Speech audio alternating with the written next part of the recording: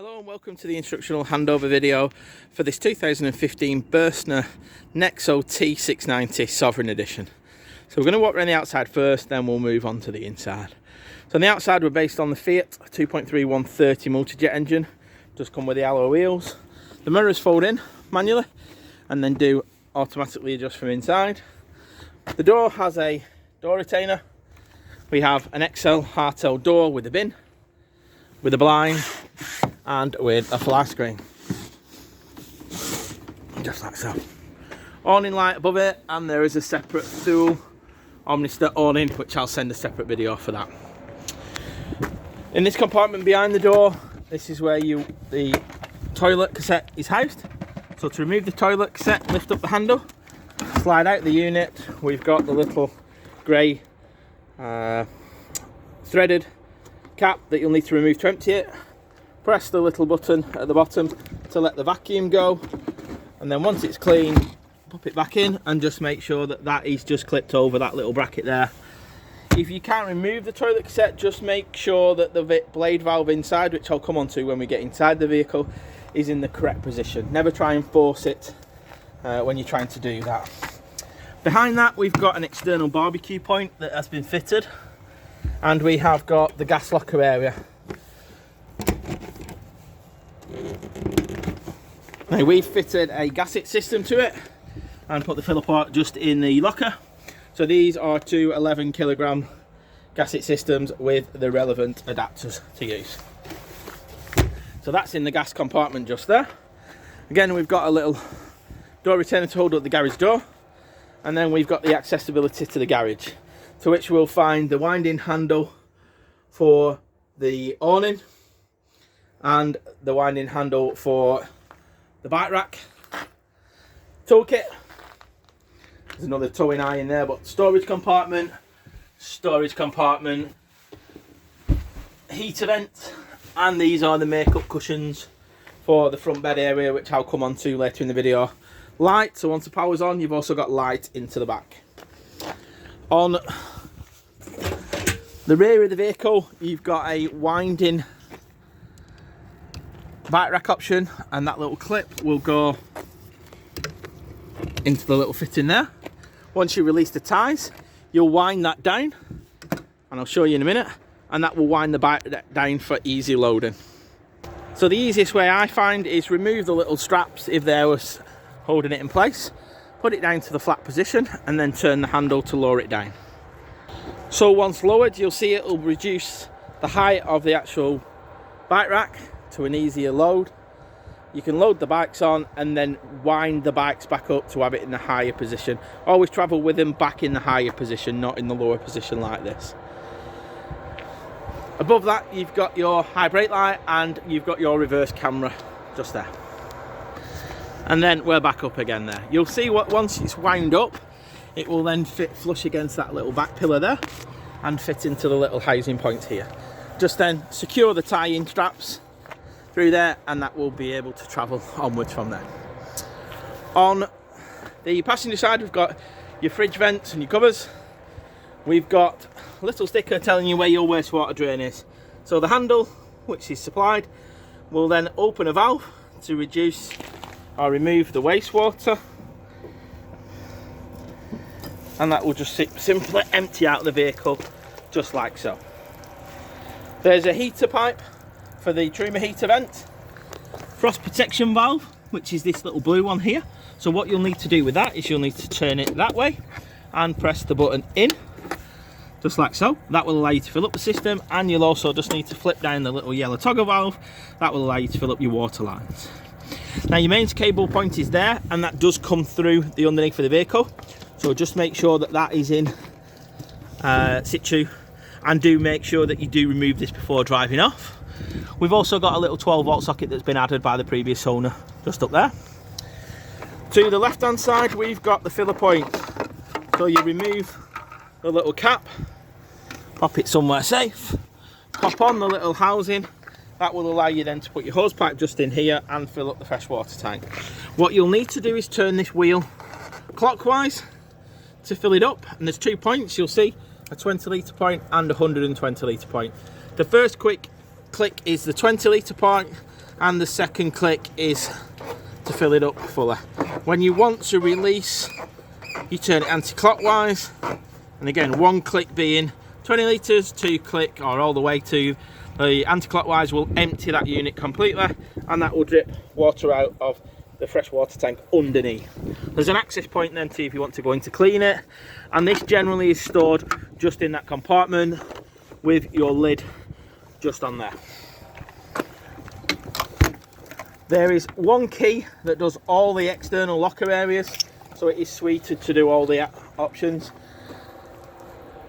Behind the passenger door, we've got your diesel filler point. Into the passenger area, we've got the Remy's cab blinds. They're both on the side and the front. We've got your bonnet release catch, which is located just there. Little bit of storage above in here, and you've got options to put additional media systems in there. We've got then a glove box area. All your fuses and your main control box, E-box, is located underneath the passenger seat. The engine battery is located underneath that little panel there. And then underneath the bonnet itself,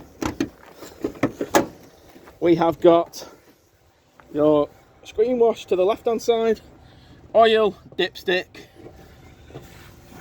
negative point, and your positive point can be found underneath that little cap there.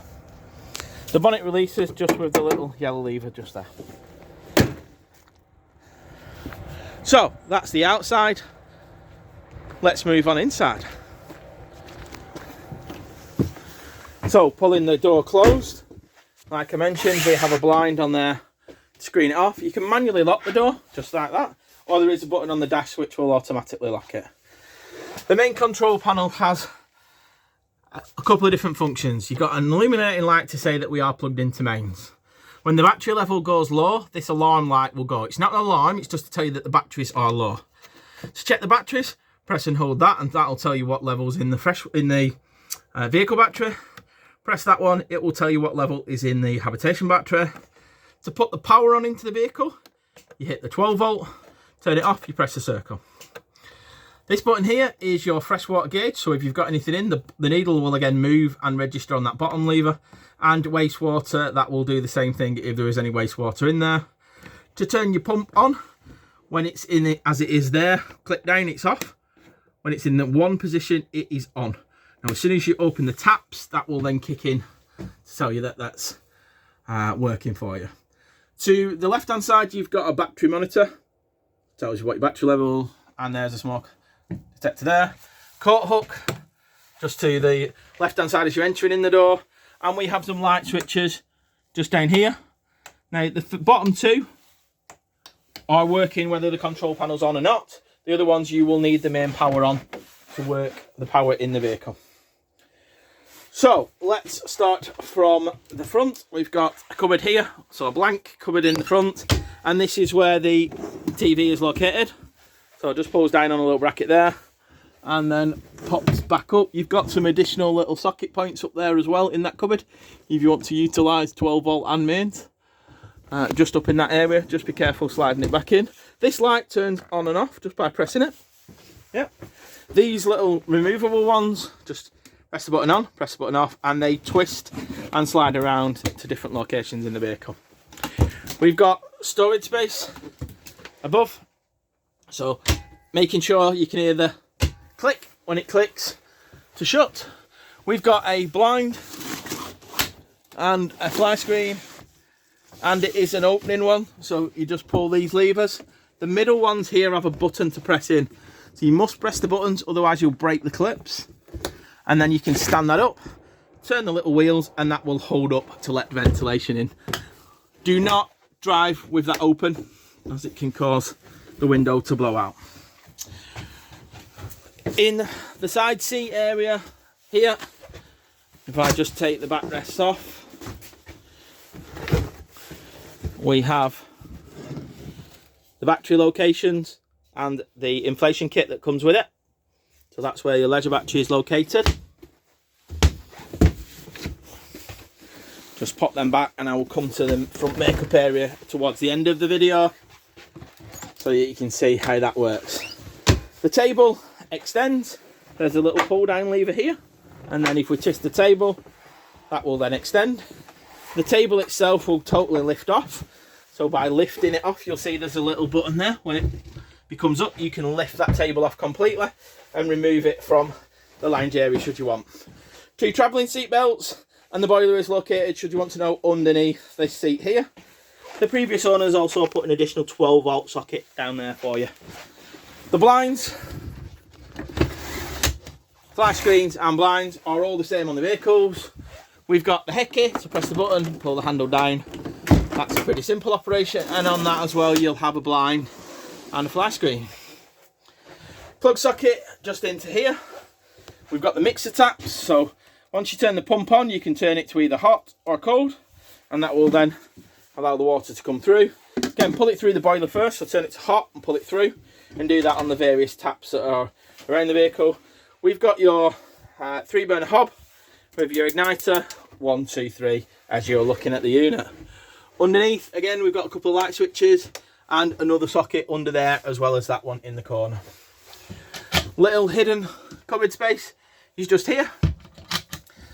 In here, we've got your storage. So release the right-hand side one as you're looking at it, and the left-hand side one just pulls open. So this is where your belongings can go. Underneath, we've got a handle with all your isolation valves. So that is in the running position at the minute. So if you're unsure, we tell you to turn off and isolate an individual appliance, you turn it that way. But up is in the working position. Underneath here, we have the oven and the grill. So it is marked on there. So turn it to the right-hand side, and that will do the oven. There's a light switch on that side. Sorry, right-hand side is the grill, and then turn it to the left. And if you press it in, it will ignite it. That will do the oven function. So oven and grill on this model. Underneath we've got a drawer, just there. And we've also got a drawer underneath the fridge unit, as well as in the kitchen area we have the big pull out. So press the button in, release it out, and that is the big pull out larder.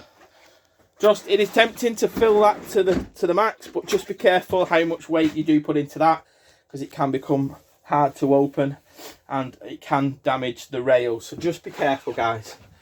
Above here we have got the new aerial that's been fitted. So we've got your booster box there and your collar. So we just release the collar anti-clockwise, and allows the shaft then to pop up and down. Then turn it back on, and when you turn your 12 volt out, that light will go off. Or alternatively, there is a little switch on the top of the unit.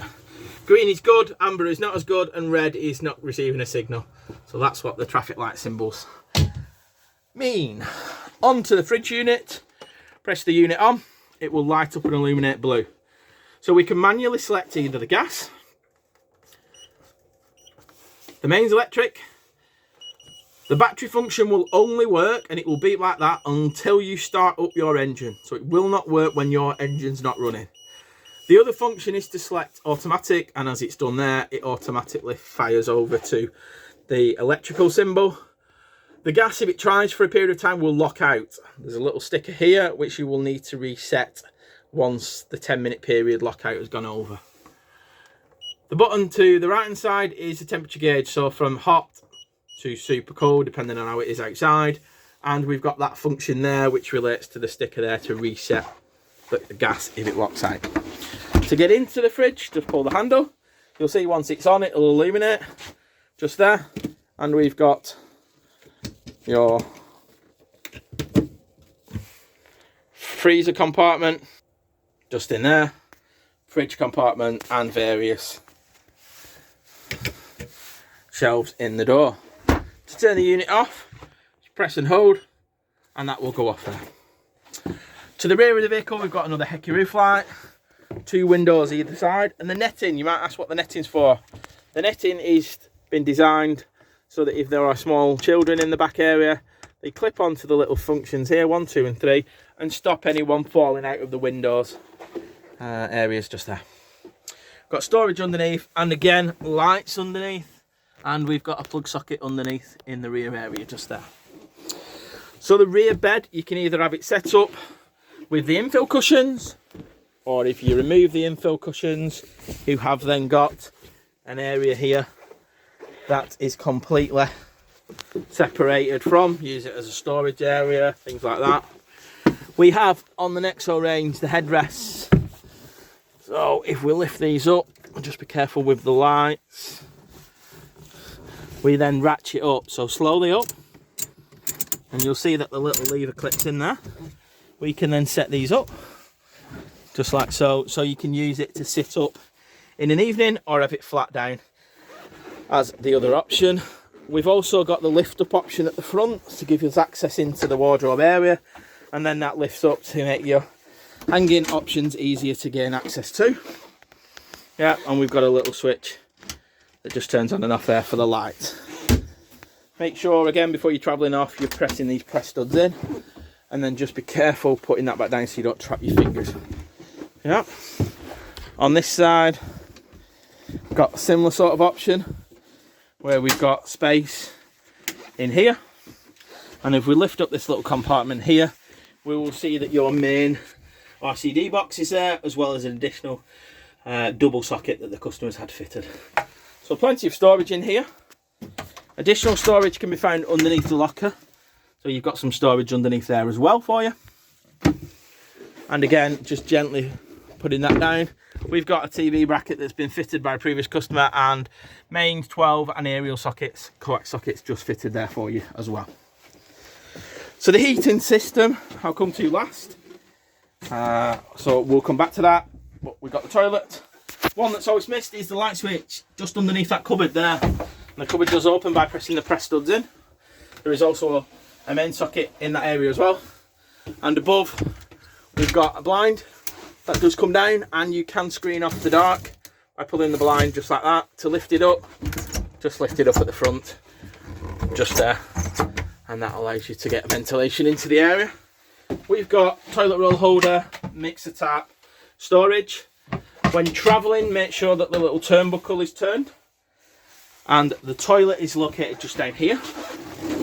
The blade valve I mentioned about making sure that valve's in the right position. So if it is pointing in the back position, the blade valve will be open. You will not be able to pull your toilet cassette out. Make sure it is pointing forward of the vehicle. That will allow you to move your toilet cassette out. And we have the little flush, the blue button, and the indicator to tell you when it's full just above it. Now this is the Vario bathroom. So if you slide it round, it will magnetise on there and reveal your shower area. Quite clearly mixer tap there, and there's a screen to just pull across to protect the door when you are showering. When you're finished, it is all advantageous to slide that back round and have that catch in the travelling position. We've also got a couple of coat hooks that are mounted there, and a couple just above in that area there for towels. So, heating. Let's show you how that works. So this is the Truma system. So it's always wise to put on the electric or the gas, depending on what you've got on the system first of all. What I always do is if I've not got my gas on, I'll go straight to that and turn that to electric. So on the options here, we've got gas only, mix of gas and electric, 1 kilowatt, mix and the gas and electric 2 kilowatt, electric 1 kilowatt only, or electric 2 kilowatts. So let's select electric one. We'll then go to the motorhome, press the middle button, and select the temperature that we want it to be. So once we've decided, we just press the button again.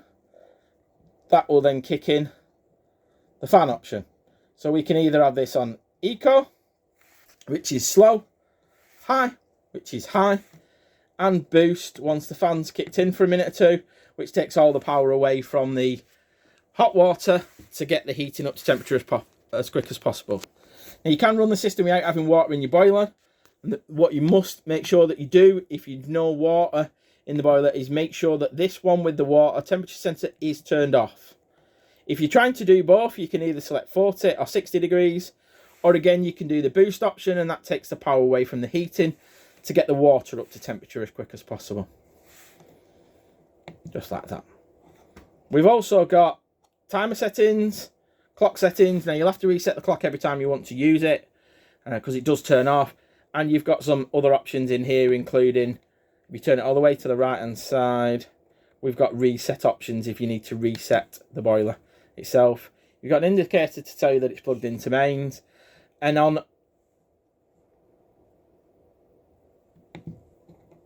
shutting and leaving the campsite and shutting down the system, you simply just press and hold it and it will tell you that it's gone off. So turn that off before you unplug and turn off your gas. Turn on your gas and plug in your electric before you turn the unit off. This will eliminate the warning lights coming on the vehicle to say that you've not plugged it in or there's no source of fuel to operate the heating system. So lastly, I'm going to show you how to make up the bed. And we always start by removing the cushion, so I'll do that first of all and then do it step by step. So step one is to remove the seat cushions there, so we've got the space to operate. Second section is to remove the bottom part of the leg, and it just simply pulls off and put it in the lower position. So just like so. So simply pull off that section, it just slides out. Sit in the cushion area just there. And I will go and get the other option from the back. And then we've got the shape cushion that just goes in situ there. The bottom of the cushion just there, and then the back that just goes in there. So that gives you your third berth option. I did spot when doing this that there is another additional 12-volt socket just underneath the table for you as well. We have on the seats themselves in the cab area, we've got adjusters on either side, and then the back adjuster. We've got the bar, which is just between the actual front leg area here that allows you to slide it backwards and forwards. We've got the leather steering wheel, the leather gear knob. We've got the reverse camera, CD player, Bluetooth option, cab aircon, traction plus, hill descent, lock button I mentioned earlier. That will lock all the doors and the passenger door. The airbag is located there for the passenger. Driver's is just located there. Electric window switches and mirrors. Windscreen wipers to the right. Indicators to the top. And just hiding at the bottom there, we've got the speed limiter and the cruise control option just for you just there. But I think you'll agree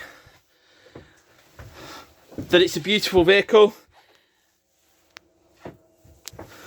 The 690 has probably been our best selling vehicle for the last 6-7 years.